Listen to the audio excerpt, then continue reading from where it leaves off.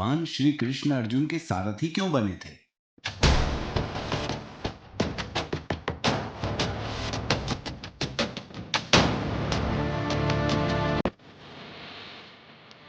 पीतांबरधारी चक्रधर भगवान श्री कृष्ण महाभारत युद्ध में सारथी की भूमिका में थे। उन्होंने अपनी यह भूमिका स्वयं चयन की थी। अपने सुदर्शन चक्र से समस्त सृष्टि को क्षण भर में मुट्ठी भर राख बनाकर उड़ा देने वाले अथवा समस्त सृष्टि के पालनकर्ता भगवान श्री कृष्ण महाभारत में अपने प्रिय सखा धनुर्धारी अर्जुन के सारथी बने थे। इस बात से अर्जुन को बड़ा ही अटपटा लग रहा था कि उसके प्रिय सखा कृष्ण रथ को हाँकेंगे। सारथी की भूमिका ही नहीं अपितु महाभारत रूपी महायुद्ध की पटकथा भी उन्हीं के द्वारा लिखी गई थी और युद्ध से पूर्व ही अधर्म का अंत एवं धर्म की विजय वह सुनिश्चित कर चुके थे। उसके बाद भी उनका सारथी की भूमिका को चुनना अर्जुन को असहज कर देने वाला था। भगवान कृष्ण सारथी के संपूर्ण कर्म कर रहे थे।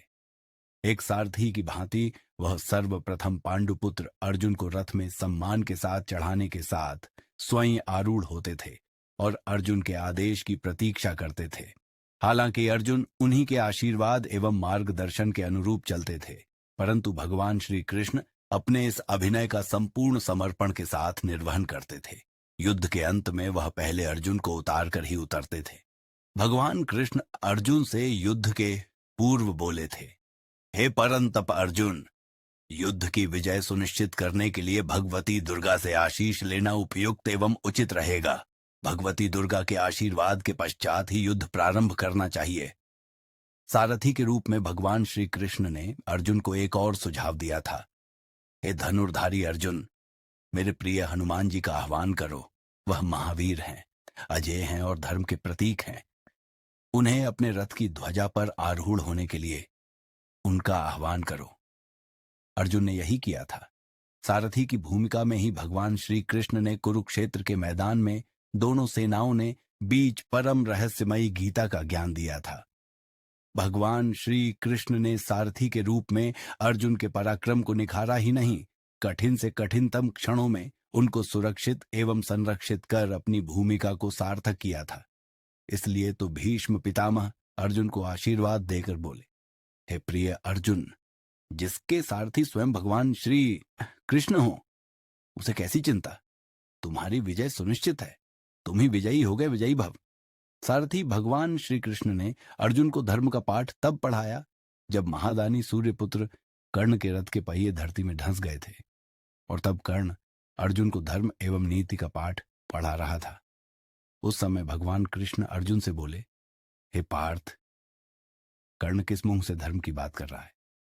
द्रौपदी के चीरहरण के समय, अभिमन्यु के वध के समय, लाक्षागृह को जलाने के समय उसका धर्म कहां चला गया था? यही क्षण है कर्ण को समाप्त करने का। भगवान कृष्ण के मार्गदर्शन से ही कर्ण का अंत संभव हो सका। सारथी के रूप में ही भगवान श्री कृष्ण ने अर्जुन से जयद्रथ का वध करने के लिए व्यूह रचना की थी और अर्जुन जयद्रथ का वध कर सके थे। भगवान कृष्ण ने सारथी की भूमिका का इस खूबी से निर्वाह किया था कि अर्जुन को लग रहा था, यदि कान्हा के हाथों में घोड़ों की लगाम न होती तो पता नहीं मेरा क्या होता।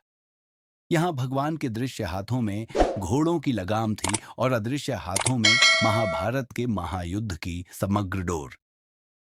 महाभारत का युद्ध समाप्त हो गया था। कुरुक्षेत्र में भगवान कृष्ण रथ पर बैठे थे।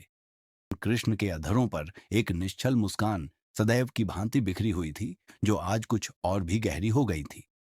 आज उनके हाव भाव एवं व्यवहार में कुछ परिवर्तन था। भगवान कृष्ण सदैव की भांति रथ से अर्जुन से पहले नहीं उतरे और अर्जुन से बोले, पार्थ, आज तुम रथ से पहले उतर जाओ। तुम उतर जाओगे तब मैं उतरता हूं। यह सुनकर अर्जुन को कुछ अटपटा सा लगा। कान्हा तो बड़े आदर से अर्जुन को रथ से उतारने के बाद उतरते थे, पर आज यह क्या हुआ? भगवान श्री कृष्ण अर्जुन के रथ से उतरने ही रथ की ध्वजा उड़ाच गई। तत्पश्चात वह धीरे से उतरे और अर्जुन के कंधे पर हाथ रखकर उन्हें रथ से दूर ले गए। उसके पश्चात जो घटा वह उन सर्वज्ञ भगवान श्री कृष्ण के लिए तो परिचित था, परंतु अर्जुन के लिए विस्मयकारी, अकल्पनीय एवं आश्चर्यजनक था। अनायास ही रथ से अग्रे की लपटें निकलने लगीं और वह एक भयंकर विस्फोट करते हुए जलकर खाक हो गया।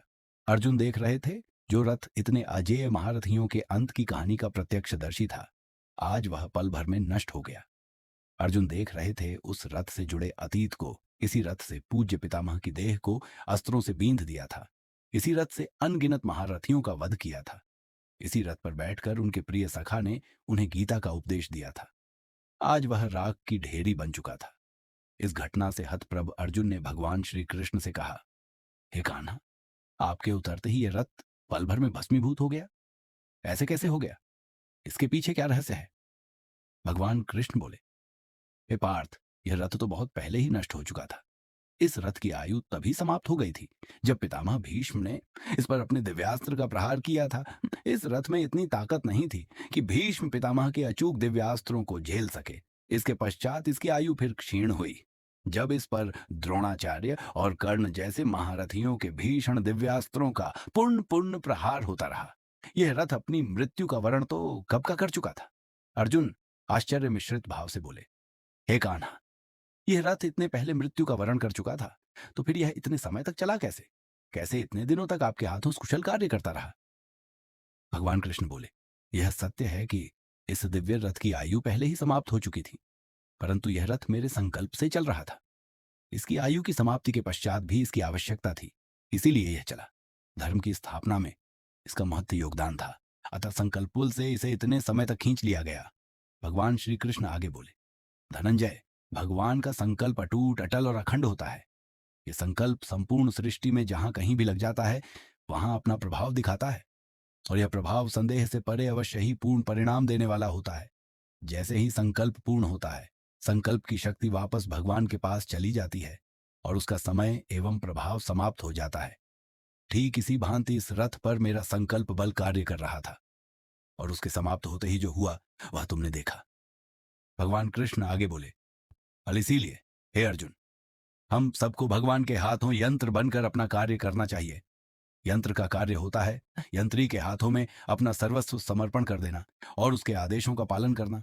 इससे कर्तापन का अहंकार समाप्त हो जाता है और जीवन का विकास होता है। जिसका जितना योगदान है उतना ही करना चाहिए और शेष यंत्री के हाथों में छोड़ देना चाहिए। यही जीवन के विकास का रहस्य है।